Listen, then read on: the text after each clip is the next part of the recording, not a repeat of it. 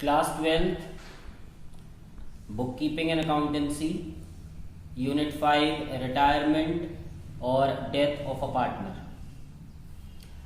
When one partner or more than one partner of continuing business decides to leave or ends its business relations from the business due to some specific reason or under any special circumstances, then such a situation is known as retirement of a partner. जब कोई एक continuing partner business छोड़ने का निर्णय लेता है किसी भी कारण से, कोई भी सिचुएशन में, सर्कमस्टांसेस में, तो हम इस स्थिति को रिटायरमेंट ऑफ अ पार्टनर कहते हैं. अब बात ये आती है रिटायरमेंट की ज़रूरत क्यों पड़ती है. तो there may be many reasons, कई कारण हो सकते हैं. Some reasons are given in the book, like due to old age, यदि उसकी उम्र ज़्यादा हो गई है, वो प्रॉपरली काम नहीं कर पा रहा है पार्टनर, तो he can retire from the firm. Due to ill health, यदि बीमार हो गया है या बीमार रहने लगा है वो कंटिन्यूसली, तो कोई भी पार्टनर फर्म से रिटायर हो सकता है.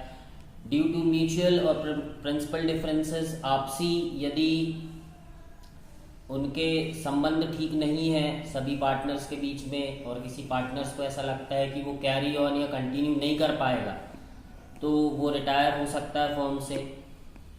Due to unlawful work by other partners, यदि किसी पार्टनर को ऐसा लगता है कि दूसरे पार्टनर्स अनलॉफुल या इलीगल काम कर रहे हैं, तो वो जो पार्टनर है वो रिटायर हो सकता है. When the business is running continuously at loss, यदि पिछले कुछ वर्षों से बिजनेस कंटिन्यूसली लॉस में चल रहा है, तो कोई पार्टनर रिटायर हो सकता है. When a partner wants to change his place permanently, यदि कोई पार्टनर अपनी जगह, रहने की जगह परमानेंट रूप से चेंज करना चाह रहा है, कहीं और जाके निवास करना चाह रहा है, तो वो पार्टनर रिटायर हो सकता है.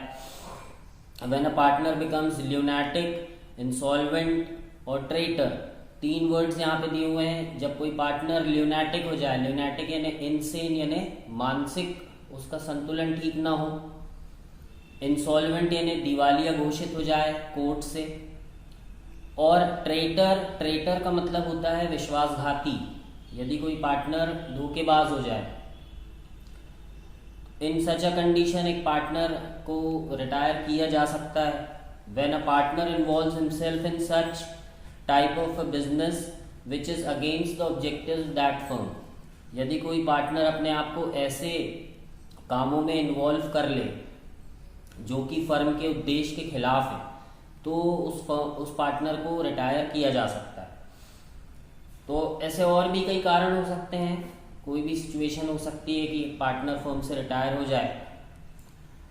Legal position of outgoing partner, जो पार्टनर रिटायर होता है उसकी लीगल पोजीशन क्या होती है. He is not entitled to have a share in properties and assets of the firm in future. भविष्य में उसका फर्म की प्रॉपर्टी और असेट्स पर कोई अधिकार नहीं होगा. He will be deprived the share in future profits, उसको भविष्य में प्रॉफिट्स में भी कोई अधिकार नहीं होगा उसका. और उसके साथ ही साथ में he can not be held liable for any liability of the firm in future. भविष्य में फर्म, पार्टनरशिप फर्म जो भी काम करती है उसके लिए आप उस पार्टनर को लायबल यानी कि जिम्मेदार नहीं ठहरा सकते जो कि रिटायर हो गया है. It is thus necessary for the retiring partner to issue a general notice. इसलिए एक बहुत ज़रूरी होता है एक रिटायरिंग पार्टनर के लिए कि वो एक जनरल नोटिस इशू करे, जिसको आप आम सूचना कहते हैं, आपने अखबारों में देखा होगा. द पब्लिक, जो जनरल पब्लिक के लिए होती है. इन्फॉर्मिंग अबाउट दैट, जिसमें आप सभी को, जनरल पब्लिक को ये इन्फॉर्म करते हैं कि हम इस फर्म से रिटायर हो गए हैं, अब हमारा इस फर्म से कोई लेना देना नहीं है. ऐसी एक आम सूचना या घोषणा आपको, नोटिस आपको पब्लिकली देना पड़ेगा. देन अकाउंटिंग रिकॉर्ड्स जो मेंटेन किए जाते हैं, तो ये हमने चैप्टर नंबर 3 में भी देखा था कि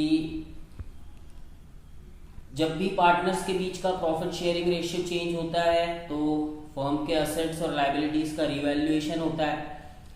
और रिवैल्यूएशन ऑफ द फर्म की एक कंडीशन ये भी थी, जब कोई पार्टनर की डेथ हो जाए या पार्टनर कोई रिटायर हो जाए तो फर्म का रिवैल्यूएशन होता है, क्योंकि बाकी के जो रिमेनिंग पार्टनर्स हैं वो कंटिन्यू करते हैं बिजनेस को और उनके बीच का प्रॉफिट शेयरिंग रेशियो चेंज होता है।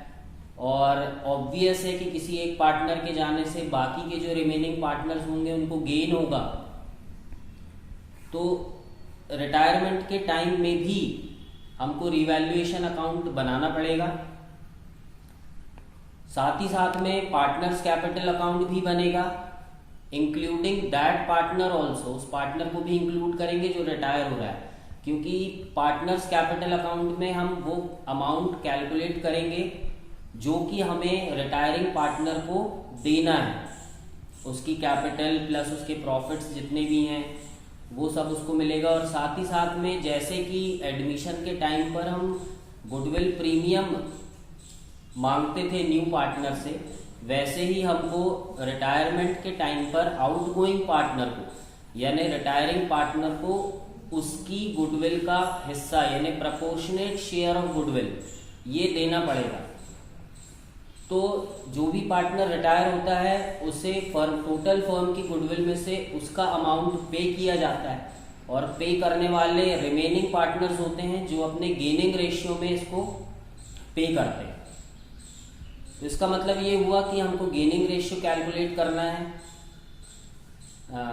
गुडविल का अमाउंट पे करने के लिए रिटायरिंग पार्टनर को, और पेमेंट करेंगे बाकी के रिमेनिंग पार्टनर्स अपने गेनिंग रेशियो।